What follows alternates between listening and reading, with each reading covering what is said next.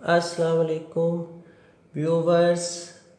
FSc part 1 exercise 3.3 lecture number 8 में हमने question number 5 के पार्ट 2 से लेकर 9 तक कवर किए थे और क्वेश्चन 5 पार्ट 1 और part 9 very very important for short questions, वो आज हम लेक्चर नंबर 9 में डिस्कस करते हैं। लिखा हुआ जी, without expansion verify given determinant will be zero. Left hand side हम लेंगे, ठीक है। एक्सपेंड नहीं करना तो हम दो प्रॉपर्टीज जो हमने डिस्कस की थी, या कोई सी दो रोज या दो कॉलम्स सेम आ जाए तो डिटर्मिनेंट ज़ीरो होगा, या ऑल एंट्रीज तमाम एंट्रीज किसी भी रो की या किसी भी कॉलम की ज़ीरो के बराबर हो तब भी डिटर्मिनेंट क्या होगा जी, ज़ीरो। तो चलें जी क्वेश्चन स्टार्ट करते हैं। लेफ्ट हैंड साइड हमने ली है, तो हम देख रहे हैं कि alpha beta plus gamma beta alpha gamma gamma alpha beta, ये तीनों को अगर इकट्ठा कर लें तो हम कॉमन की सूरत में यूनिटी लेके आ सकते हैं, ठीक है। तो हम क्या करेंगे, कॉलम 1 में कॉलम 2 को ऐड करेंगे। मैंने 3 भी यहाँ पे लिख दिया, 3 यहाँ पे नहीं आएगा। कॉलम 2 में कॉलम 1 में कॉलम 2 को ऐड करेंगे, ठीक है। After addition of column 1 plus column 2, तो क्या आपका आएगा, alpha plus beta plus gamma, ठीक है। और beta plus alpha plus gamma ये भी सीक्वेंस के साथ लिख देना है। Alpha plus beta plus gamma ये भी आपने तरतीब के साथ लिख देना है, ठीक है। अब देखें जी, कॉलम 1 में से alpha plus beta plus gamma common की सूरत में आ रहा है, ठीक है, फ्रॉम C1, ठीक है। तो हम alpha plus beta plus gamma common लेंगे, तो कॉमन लेने के बाद यहाँ रिमेनिंग एलिमेंट क्या बच जाएगा, 1 1 1, ठीक है। Beta plus gamma alpha plus gamma alpha plus beta वैसे के वैसे लिखे जाएंगे। कॉलम 3 भी एज इट इज़ आ जाएगा। तो यहाँ पे हम इस सारे डिटर्मिनेंट का आंसर ज़ीरो लिख सकते हैं, और alpha plus beta plus gamma के साथ मल्टीप्लाई होगा, then determinant will be zero is equal to right hand side. अच्छा, इसको हमने ज़ीरो के इक्वल लिखा है तो हम रीज़न ज़रूर लिखेंगे। ये हमने पिछले लेक्चर्स में डिस्कस किया। रीज़न के बगैर एक नंबर कैंसिल हो जाएगा आपका। हम लिखेंगे because C1 and C3 are identical या सेम। हम सेम का लफ्ज़ भी लिख सकते हैं, ठीक है, और सेम आइडेंटिकल यूज़ कर लें या सेम, ठीक है। आगे है नेक्स्ट वन पे question 5 9 part, very important for short questions. अच्छा, हमने पिछले क्वेश्चंस इस 5 के पार्ट के जितने किए हैं उन सब में दो प्रॉपर्टीज़ हमने यूज़ की थी। एडिशन करें या सब्ट्रैक्शन करें तो किसी भी दो रोज़ या कॉलम्स को सेम बनाएं, या किसी भी एक कॉलम या रोज़ की तमाम एंट्रीज़ को ज़ीरो के इक्वल लेके आए। ये एक ही पार्ट है क्वेश्चन 5 में। इसमें कोई भी ऑपरेशन एडिशन सब्ट्रैक्शन का अप्लाई करने के बाद हम वो प्रॉपर्टी की कंडीशन पूरी नहीं कर सकते, ठीक है। तो आपने इनिशियली मैं बात कर रहा हूँ स्टार्ट पे, ठीक है। तो इसलिए आपने थोड़ा सा इस पे जो है ना मेथड थोड़ा सा चेंज करना है। आपने इसमें क्या करना है कि R1 रो 1 को B के साथ मल्टीप्लाई करना है, रो 2 को C के साथ मल्टीप्लाई करना है, और रो 3 को ए के साथ मल्टीप्लाई करना है। ठीक है, समझ आ गई जी। ये एक ही क्वेश्चन है, इसकी आप प्रैक्टिस कर लें तो 2-3 दफ़ा अच्छी तरह, तो इंशाल्लाह माइंड में रहेगा। रो 1 को बी के साथ मल्टीप्लाई, रो 2 को सी के साथ और रो 3 को ए के साथ। मतलब इस तरह हमारे पास आएगी बी सी ए। इस तरह आप याद रख लें, बी सी ए रो वाइज आपने मल्टीप्लाई करना है। जब ए बी सी से मल्टीप्लाई किया तो डिवाइड भी हम करेंगे। ठीक है, अच्छा पहली रो को ए के साथ मल्टीप्लाई किया तो माइनस बी के साथ मल्टीप्लाई किया माइनस ए बी, ज़ीरो के साथ मल्टीप्लिकेशन ज़ीरो, बी सी आ जाएगा। सी के साथ सी को ज़ीरो के साथ ज़ीरो, ए सी और बी सी। ए के साथ मल्टीप्लाई करेंगे रो 3 को, ए बी, ए सी और ज़ीरो। अब देखेंगे क्वेश्चन की कंडीशन कैसे बन रही है। कॉलम 1 में से ए बी हमारा आ रहा है कॉमन, ठीक है, और कॉलम 2 से ए सी कॉमन आ रहा है, और कॉलम 3 से बी सी कॉमन आ रहा है। ठीक है, ये कॉमन की सूरत हमने बनाने के लिए ये प्रोसेस किया। ठीक है, तो कॉमन लेंगे, लिखेंगे जी taking A B common from C1, A C common from C2, B C common from C1। तो कॉमन बाहर लिखा जाएगा, रिमेनिंग हमारे पास क्या आ जाएंगे, -1 0 1 0 1 -1 1 -1 0। ठीक है, तो यहाँ पे after cancellation A B C, ठीक है, ए कैंसिल करेंगे, बी कैंसिल करेंगे और सी कैंसिल करेंगे। बाकी हमारे पास क्या रिमेनिंग आ जाता है, ए बी सी। यहाँ ए बी सी ही रिमेनिंग आ जाता है। ठीक है, नेक्स्ट वन पे ए बी सी रिमेनिंग लिखेंगे तो स्टार्ट पे हमारे पास ए बी सी आ गया, और ये डिटर्मिनेंट वैसे का वैसे। अब देखें जी, क्वेश्चन की कुछ कंडीशन बन गई है हमें रो कॉलम ऑपरेशन को यूज़ करने के लिए। तो अगर हम R1 में से R3 R2 को ऐड करते हैं तो ज़ीरो आ जाता है। ठीक है, यहाँ पे ज़ीरो आ जाएगा, और R1 में इसको R2 में ऐड करेंगे फिर भी ज़ीरो आ जाएगा। मतलब यहाँ भी ज़ीरो बन जाएगा, यहाँ भी ज़ीरो और यहाँ भी ज़ीरो। तो तमाम एंट्रीज R1 की ज़ीरो आ जाएंगी। तो फिर हम लिख सकते हैं डिटर्मिनेंट विल बी ज़ीरो। अच्छा, तो प्रोसेस आपको मैंने समझा दिया। क्या करेंगे स्टार्ट पे, तो आपने क्या करना है, बाय R1 प्लस R2, पहले R1 को R2 में ऐड किया, -1 + 0, ठीक है, और 0 + 1 1 - 1, यहाँ 1 आ जाएगा। ठीक है, -1 आ जाएगा। मैंने ये दोनों प्रोसेस डायरेक्ट किए हैं। ठीक है, R1 + R2, R1 + R3, इन दोनों को आपने इकट्ठा इसमें ऐड करना है। ठीक है, इस प्रोसेस के तहत हम लिखेंगे, देखें जी, -1 + 0 + 1। ठीक है, तो आफ्टर कैंसिलेशन क्या आ जाता है, ज़ीरो। इसके बाद इसी तरह इस एलिमेंट को लेंगे, ज़ीरो में प्लस करेंगे 1 और -1, ठीक है, ये भी ज़ीरो आ जाएगा। 1 में प्लस -1 + 1, जो हमने ऑपरेशन लिखा हुआ है ना, इसके मुताबिक हम इस तरह रो 1 में रो 2 और रो 3 को ऐड करेंगे। ठीक है, आप इसको इकट्ठा भी लिख सकते हैं। आप लिख लें जी, बाय रो 1 प्लस रो 2 प्लस रो 3, ऐसे भी लिख सकते हैं। ठीक है जी, मैंने सेपरेट लिखा है, R1 में R2 को ऐड किया और R1 में R3 को, दोनों को ऐड किया R1 में।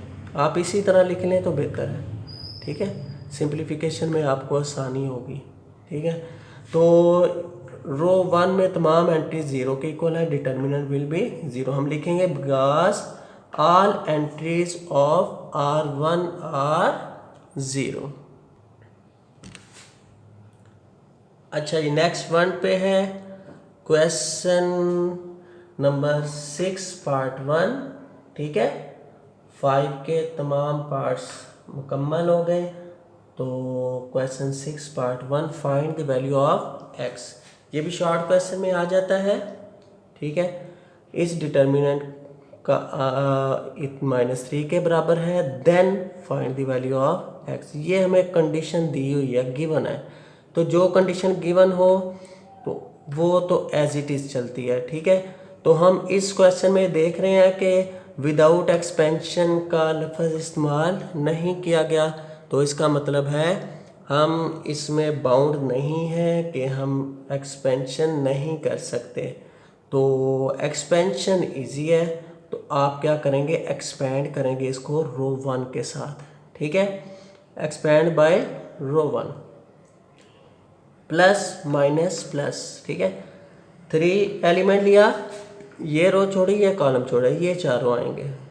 -1, ये कॉलम छोड़ा, ये रो छोड़ी। -1 4x 0, ये हम डिटेल में पढ़ चुके हैं एक्सपेंशन के बारे में।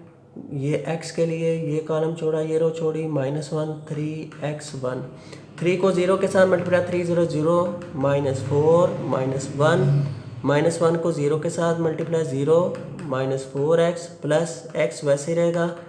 -1 -3x इज इक्वल टू -3। तो 0 -4 -4 होता है। -4 को 3 के साथ मल्टीप्लाई करेंगे, 0 -4x -4x को -1 से मल्टीप्लाई करेंगे, plus 4x, minus plus minus x वैसे रहेगा, minus plus minus 3x power 2 आ जाएगा। यहाँ पे मल्टीप्लिकेशन करेंगे x के साथ। तो यहाँ सिंप्लीफिकेशन के बाद 4x -1x क्या आता है जी, 3x के बराबर आ जाता है। -3x के वैसे आएगा। -12 राइट साइड पे लेके जाएं तो प्लस हो जाएगा। इन दोनों में से -3 कॉमन लेना है, क्योंकि हमें x के जो है ना ये नेगेटिव नहीं चाहिए, पॉजिटिव चाहिए, ताकि हम नेक्स्ट वन पे इसकी जो है ना पेयरिंग कर सकें। ठीक है, अलजेब्रिक इक्वेशन की सूरत में बन जाएगी, क्वाड्रेटिक की सूरत में। ठीक है, -3 कॉमन लेंगे तो ये +3 -3 में कन्वर्ट हो जाता है। तो -3 कॉमन आ गया तो -x आ जाएगा यहाँ पे। माइनस माइनस प्लस x², -3 30 + 12 -18 आ जाता है। और -3 यहाँ मल्टीप्लाई हो रहा है, इधर आके डिवाइड होगा। 3 18 3 6 आ जाएगा। ठीक है, तो माइनस माइनस से कैंसिल होगा, तो लिखेंगे 18 डिवाइड बाय 3 इक्वल टू 6। और 6 यहाँ प्लस हो रहा है तो लेफ्ट साइड पे लेके जाएंगे तो माइनस हो जाएगा। ठीक है, तो अब देखें जी, हमारे पास वही क्वाड्रेटिक इक्वेशन बन गई जिसके हम पेयर बनाएंगे। ठीक है, हम पिछली क्लासेस में ये पढ़ चुके हैं। तो मल्टीप्लाई करने से -6 आना चाहिए पेयरिंग में, और प्लस या माइनस करने से -1 आना चाहिए। ठीक है, 3 2 6 और -1 चाहिए। 3 के साथ माइनस लगाएंगे और 2 के साथ प्लस। ठीक है, तो पेयरिंग क्या होगी, x² -3x + 2x -6 वैसे ही, x कॉमन प्लस 2 कॉमन, ये आफ्टर सिंप्लीफिकेशन x -3 = 0, x = 3 आ जाएगा, x + 2 = 0, x = -2 आ जाएगा। ठीक है, ये आफ्टर सिंप्लीफिकेशन आपने यहाँ पे एक्सपेंशन खुद ही कर लेनी है, ये हमने पढ़ी हुई है छोटी क्लासेस में। ठीक है, तो नेक्स्ट वन पे है question number 8। Question number 7 4/4 order की एक्सपेंशन है। जिस तरह हमने 3/3 आर्डर की है एक्सपेंशन, प्लस माइनस वो वहाँ पे 4 आएंगे हमारे पास। रो 1 में 4 एलिमेंट के साथ हम एक्सपेंड करेंगे, जैसे प्लस माइनस। तो इस तरह का इतना लेंथी क्वेश्चन जो है वो बोर्ड में नहीं आता। लेकिन प्रोसेस आपको मैंने बता दिया है कि पहले प्लस आएगा, माइनस प्लस माइनस, रो 1 के साथ एक्सपेंड कर देंगे। Question number 8 very important for long questions. ये लॉन्ग क्वेश्चन में अक्सर आ जाता है अगर क्वेश्चन 3.5 में से पिक ना किया जाए, तो ये बहुत अच्छी तरह इसकी प्रैक्टिस करें, ये तैयार करें अच्छी तरह। हम स्टार्ट करते हैं। साबित करना है लेफ़्ट साइड का आंसर राइट के बराबर है। लेफ़्ट हैंड साइड लेंगे, 4/4 का डिटर्मिनेंट है। तो देखें हमें नज़र आ रहा है कि चारों एलिमेंट्स को अगर ऐड करते हैं तो हमारे पास यूनिटी आ सकती है x+3 कॉमन लेके। तो अब क्या करेंगे, कॉलम 1 में 2, 3 और 4 को ऐड कर देंगे by column 1 plus column 2 plus column 3 plus column 4। ये ब्रैकेट में लिखे कि कॉलम 1 में ये तीनों ऐड हो रहे हैं, कॉलम 1 में इफ़ेक्ट होगा, ठीक है, चेंज कॉलम 1 में आएगा, 2, 3, 4 वैसे ही रहेगा, ठीक है। तो ये हमारा आ जाएगा x+1 + 1 + 1 x+3, इसी तरह x+3 चारों पे, ठीक है। तो x+3 को हम क्या करेंगे, कॉमन लेंगे from C1, taking x+3 common from C1। Common लेने के बाद यहाँ पे हमारे पास रिमेनिंग आ जाता है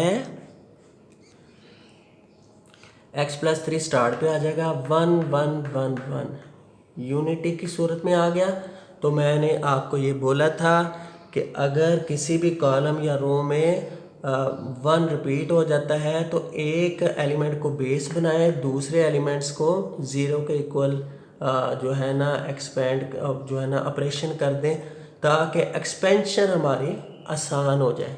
तो हम इसमें क्या करते हैं, रो ऑपरेशन करते हैं जी।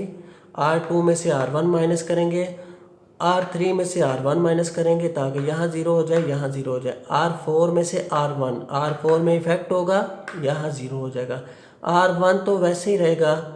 तो after operation R2 minus R1, 1 - 1 0, x - 1 1 - 1 0, 1 - 1 0। इसी तरह R3 में से R1, ठीक है, 1 - 1 0, 1 - 1 0, x - 1 और 1 - 1 0। R4 माइनस R1, 1 - 1 0, 1 - 1 0 लिखेंगे, 1 - 1 0, x - 1, ठीक है। अब देखें जी, हम अब एक्सपेंशन करेंगे तो एक्सपेंशन आसान हो जाएगी, क्योंकि कॉलम 1 का एक ही एलिमेंट 1 के बराबर है, बाकी एलिमेंट 0 के बराबर है। तो उन एलिमेंट्स के साथ एक्सपेंशन जो है ना वो 0 ही हो जाएगी। तो एक्सपेंड करेंगे बाय C1, ठीक है, expand by C1 plus minus plus minus, ये साइन आएंगे तो x+3 वैसे रहेगा। हम स्क्वायर ब्रैकेट यूज़ कर लेते हैं, ठीक है, ये ब्रेसिस यूज़ कर लेते हैं या स्क्वायर ब्रैकेट यूज़ कर लें, ठीक है। तो 1 स्टार्ट पे यहाँ लिखेंगे 1, तो ये कॉलम छोड़ा और ये रो छोड़ी, तो ये चारों हमारे पास यहाँ पे ये सारे 3/3 ऑर्डर की सूरत में रिमेनिंग आ जाएंगे, ठीक है।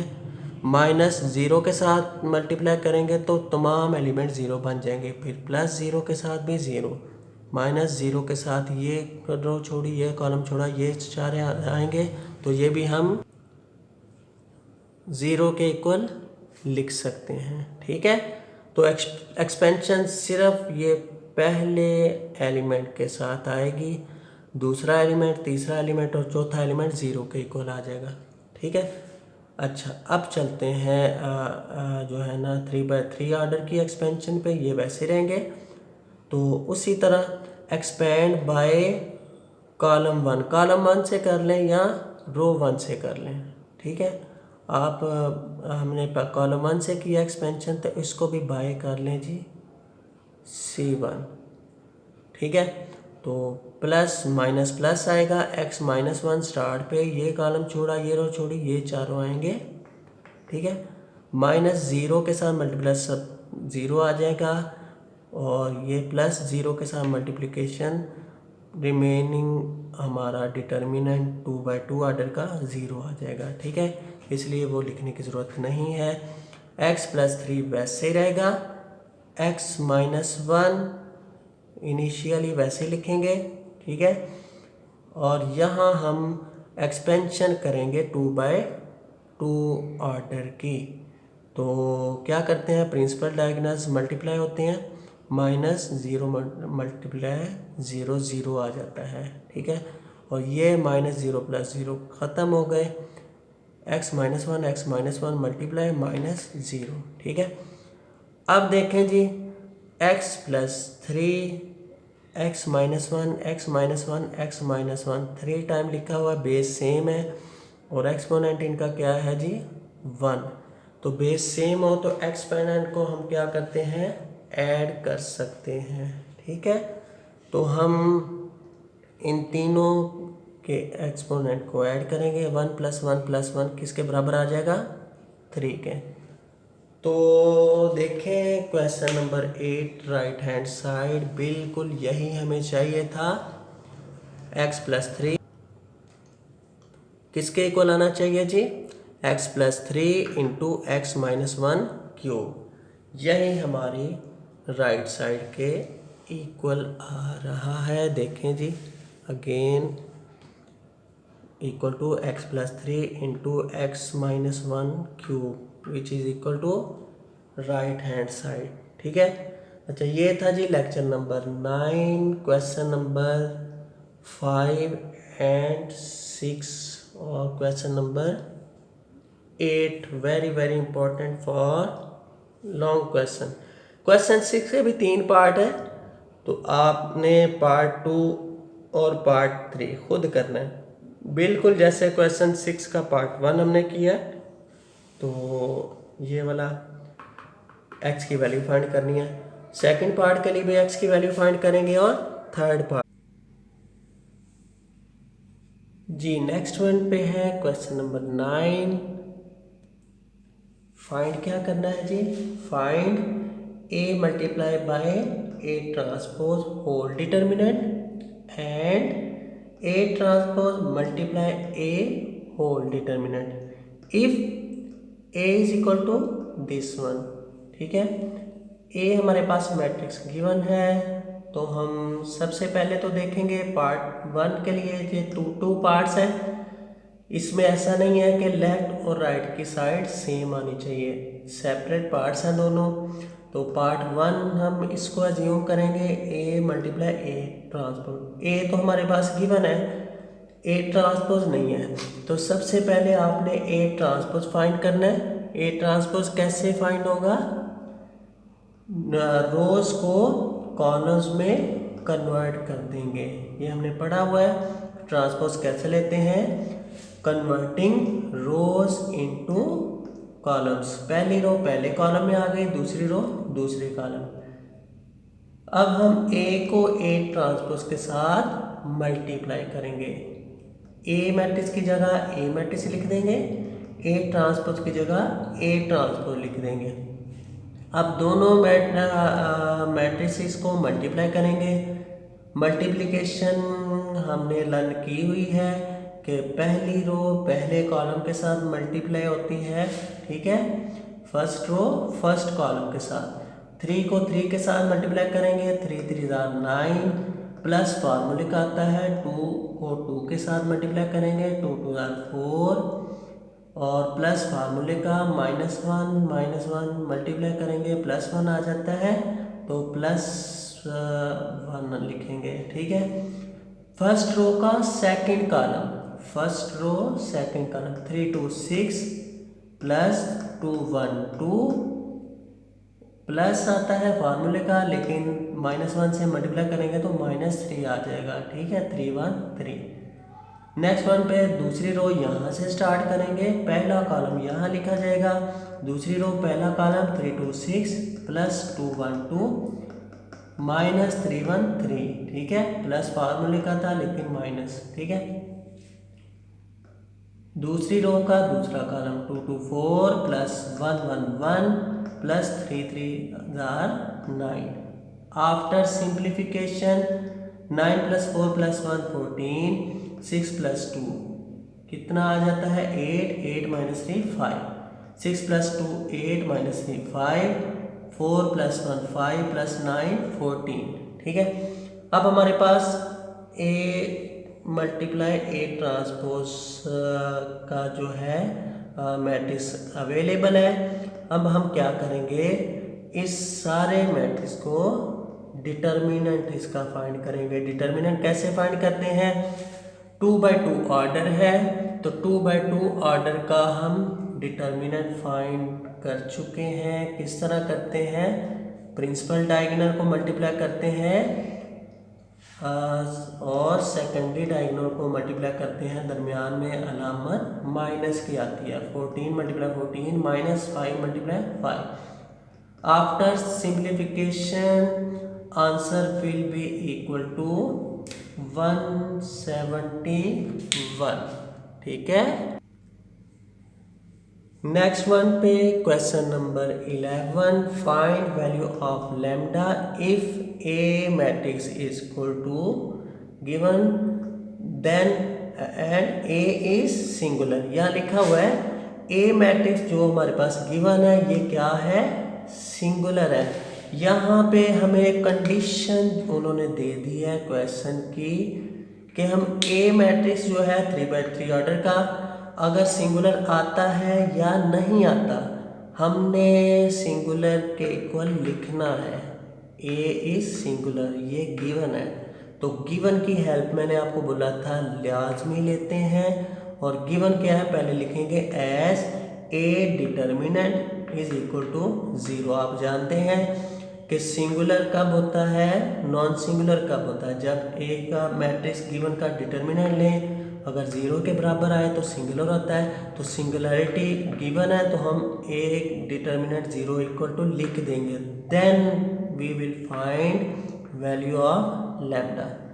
तो ए डिटर्मिनेंट ए की जगह ए मैट्रिक्स का एलिमेंट लिखे, डिटर्मिनेंट फाइंड करेंगे बिल्कुल उसी तरह, एक्सपेंड करेंगे by row 1, expand by row 1, expand by row 1। तो रो 1 से एक्सपेंड किया, प्लस माइनस प्लस 4 का कॉलम छोड़ा, रो छोड़ी, ये चारों 3 1 3 माइनस 3 6 18 माइनस लैम्डा, ये कॉलम छोड़ा, ये रो छोड़ी, 7 1 7 माइनस 6 2 12 प्लस 3 फार्मूले का, और ये कॉलम छोड़ा, ये रो छोड़ी, 7 3 21 माइनस 3 2 6। After simplification 3 - 18 - 15, 7 - 12 - 5, 21 - 6 15। 4 को -15 से मल्टीप्लाई किया, -60 माइनस माइनस प्लस 5 लैम्डा, 3 5 3 15 45। अच्छा, 45 में से 60 माइनस करेंगे तो आंसर आएगा हमारे पास -15, अलामत बड़ी रकम की 5 लैम्डा वैसे रहेगा। अब -15 को हम राइट साइड पे लेके जाएंगे तो हमारा बनेगा जी 5 लैम्डा इज इक्वल टू 15। ठीक है, और lambda will be equal to 15/5 multiply हो रहा है, इधर आके डिवाइड होगा तो लैम्डा का आंसर आएगा 5 3 15। मैंने इधर 5 लिख दिया है तो आंसर आएगा भाई 3, 5 3 15। ठीक है, नेक्स्ट वन पे चलते हैं, question number 12, discuss singularity of given matrices. इसके 5 पार्ट है। ठीक है, ये तमाम पार्ट्स की आपने सिंगुलैरिटी चेक करनी है। ठीक है, सिंगुलैरिटी अभी हमने डिस्कस किया कि अब अगर किसी भी मैट्रिक्स का डिटर्मिनेंट लें तो आंसर 0 आता है तो सिंगुलर मैट्रिक्स होगा, आंसर 0 नहीं आता तो नॉन सिंगुलर होगा। तो हम ए डिटर्मिनेंट को एक्सपेंशन करेंगे बाय R1। ठीक है, R1 से एक्सपेंशन की, बिल्कुल उसी तरह एक्सपेंशन के बाद आफ्टर सिंप्लीफिकेशन आंसर हमारा आ जाता है 24, और 24 जो है 0 के इक्वल नहीं है, तो हम लिखेंगे इट इज़ नॉन सिंगुलर। अगर 0 के इक्वल आ जाता तो हमने लिखना था इट इज़ सिंगुलर। ठीक है, ये क्वेश्चन नंबर 12 के 4-5 पार्ट जितने भी हैं आप इसको सॉल्व करो, सिंगुलैरिटी चेक करें। ठीक है, नेक्स्ट वन पे है क्वेश्चन नंबर 13 क्वेश्चन है जी। क्या फाइंड करना है? फाइंड इनवर्स ऑफ ए। ठीक है, इनवर्स फाइंड करना है 3/3 ऑर्डर के लिए। अब हमने लास्ट टाइम 3/3 ऑर्डर का जस्ट डिटर्मिनेंट फाइंड करना लर्न किया है, तो इनवर्स में एडजॉइंट भी फाइंड करेंगे। एडजॉइंट मोस्ट इम्पॉर्टेंट है इस इनवर्स में 3/3 ऑर्डर के लिए। ठीक है, तो सबसे पहले हम इनवर्स फाइंड करते हैं। इनवर्स का फार्मूला हम पढ़ चुके हैं, A inverse is equal to 1/a determinant adjoint of A. तो सबसे पहले ए डिटर्मिनेंट फाइंड करना है। अगर डिटर्मिनेंट ही 0 आ जाए, डिवाइड फॉर्म में 0 हो, तो आपने लिख देना है इनवर्स नॉट पॉसिबल। इसलिए ए डिटर्मिनेंट सबसे पहले फाइंड किया। ए डिटर्मिनेंट की सिंप्लीफिकेशन बिल्कुल उसी तरह एक्सपेंड बाय रो 1, किसी से भी जो है ना आप रो या कॉलम से एक्सपेंड कर सकते हैं। हमने एक्सपेंड किया रो 1 से, प्लस माइनस प्लस 0 के साथ मल्टीप्लाई किया तो ये -3 -2 ये वैसे ही 0 हो जाता है। तो फर्स्ट एलिमेंट के साथ ये कॉलम छोड़ा, ये रो छोड़ी, 5 1 5 -0 आता है, लेकिन साइन इसमें माइनस का होता है तो माइनस माइनस प्लस हो जाएगा, -1। ठीक है, प्लस माइनस प्लस, तो ये कॉलम छोड़ा, ये रो छोड़ी, 5 1 5 -2 0 0। आफ्टर सिंप्लीफिकेशन ए डिटर्मिनेंट किसके इक्वल आ गया जी? 5 के। अच्छा जी, इसके बाद अब हम आएंगे एडजॉइंट फाइंड करना है। एडजॉइंट का मैं फार्मूला यहाँ लिख रहा हूँ। एडजॉइंट किसके बराबर आएगा? 3/3 ऑर्डर के लिए। 2/2 ऑर्डर के लिए तो हमने पढ़ा हुआ था, प्रिंसिपल डायगोनल के प्लेस चेंज करते हैं और सेकेंडरी डायगोनल की अलामत तब्दील की जाती है। यहाँ पे 3/3 ऑर्डर है, तो एडजॉइंट किसके बराबर आएगा? कोफैक्टर्स ऑफ ए, और उस सब का बाद में आपने क्या लेना है? ट्रांसपोज लेना है। ठीक है, सबसे पहले आपने कोफैक्टर्स फाइंड करने हैं गिवन मैट्रिक्स के लिए। अब कोफैक्टर्स क्या होते हैं? ठीक है, कोफैक्टर्स ए के लिए जो हमारे पास मैट्रिक्स गिवन है, कोफैक्टर्स के लिए एक जो आपकी बुक पे है लेंथी प्रोसेस है। ठीक है, हर एलिमेंट को अलग-अलग एक्सपेंड करना है, जैसे हमने वो किया हुआ था A12 A22 A32 A31। ठीक है, तो आपने इसके डायरेक्ट कोफैक्टर्स फाइंड करने हैं। डायरेक्ट अगर हम फाइंड करें तो कैसे करते हैं? आपने ये सिंबल याद रखने हैं, plus minus plus minus plus minus plus minus plus. तो सबसे पहले आपने सिंबल लिख लेने हैं, plus minus plus minus plus minus plus minus plus. सबके ये साइन लिखने के बाद फिर आपने हर एलिमेंट के हिसाब से एक्सपेंड करना है, डिटर्मिनेंट लेना है। ठीक है, तो ये मैं फिर रिपीट कर रहा हूँ। आपने सबसे पहले साइन लिख लेने हैं, ठीक है, ताकि ये इंटरनल जो एलिमेंट के साइन है इनको हम यहाँ पे चेंज नहीं करें। इंटरनल ये साइन जो है ये इस पे इफेक्ट नहीं करेंगे कोफैक्टर पे। ठीक है, साइन वही आएंगे इनके जो आपके ये रो कॉलम ऑपरेशन के मैंने आपको बताए थे। ठीक है, पहले हम साइन लिख लेंगे सभी। अब आते हैं रो 1 से एक्सपेंड किया पहले इस एलिमेंट के साथ, हर एलिमेंट के साथ अलग अलग एक्सपेंड करना है। इस एलिमेंट के साथ ये कॉलम छोड़ा, ये रो छोड़ी, 5 1 5 माइनस माइनस प्लस हो जाएगा, 3 0 0। अब इस एलिमेंट के साथ ये रो छोड़ी, ये कॉलम छोड़ा, 5 1 5 माइनस माइनस प्लस माइनस 0 या प्लस 0 लिख लें, एक ही बात है। इस एलिमेंट को लेंगे, इसकी ये रो छोड़ी, ये कॉलम छोड़ा, 1 0 0 माइनस 1 0 0। फिर इस एलिमेंट की जब बात करेंगे, ये कॉलम, ये रो और ये कॉलम, 5 1 5 माइनस 0। इस एलिमेंट की बात करें, ये रो ये कॉलम, ये चारों आएंगे, 2 5 10 2 0 0।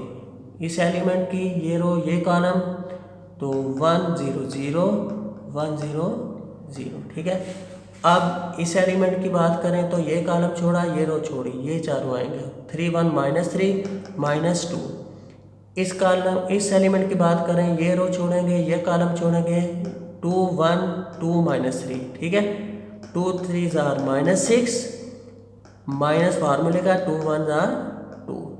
इस एलिमेंट की बात करें तो ये रो छोड़ेंगे, ये कॉलम छोड़ेंगे, ये 1 हमारे पास क्या आ जाएगा,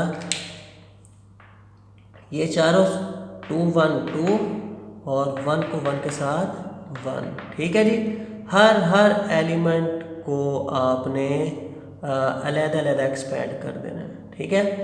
आफ्टर सिंप्लीफिकेशन आंसर हमारे पास ये आ जाता है, प्लस माइनस माइनस प्रोसेस करके आपने एडिशन का या सब्ट्रैक्शन का।